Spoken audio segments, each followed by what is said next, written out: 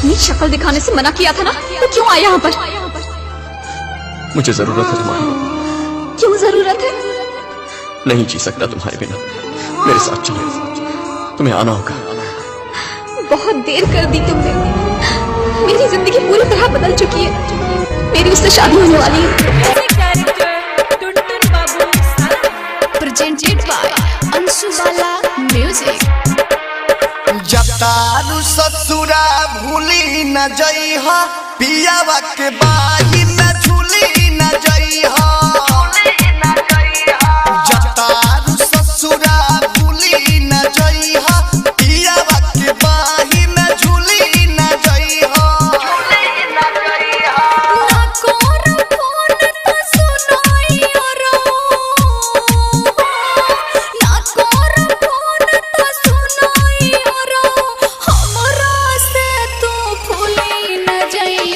जब तारू ससुरा भूली न जइहा, पियावा के बाही न झूली न जइहा। जब तारू ससुरा भूली न जइहा, पियावा के बाही न झूली न जइहा। Balaji recording studio Jadav. Presented by Anshubala music.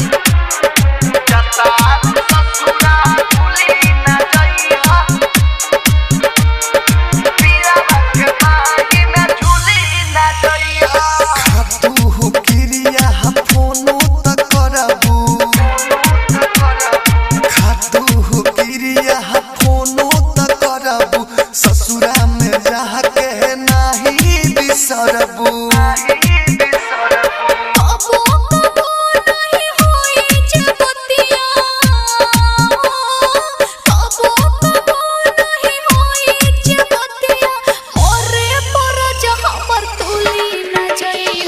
जब तारू ससुरा भूली न जइहा, पियावा के बाही न झूली न जइहा। जब तारू ससुरा भूली न जइहा, पियावा के बाही न झूली न जइहा।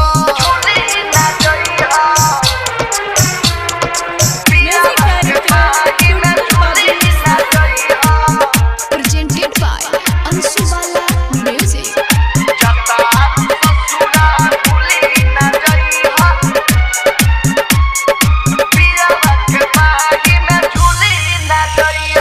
दिन रात तोरा पे मत हरे है वियोग में। दिन रात तोरा पे मत हरे है वियोग में। पागल बन के घूमब यहाँ बरोड में।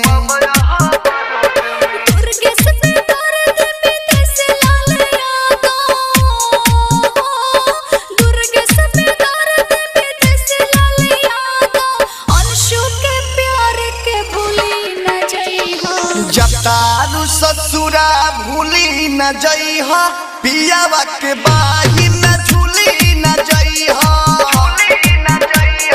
जब तारू ससुरा भूली न जइहा, पियावा के बाही न झूली न जइहा।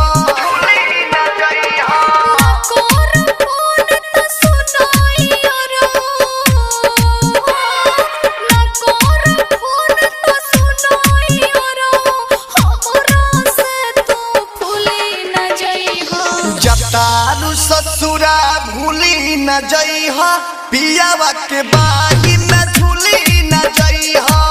Balaji recording studio Jadavpur.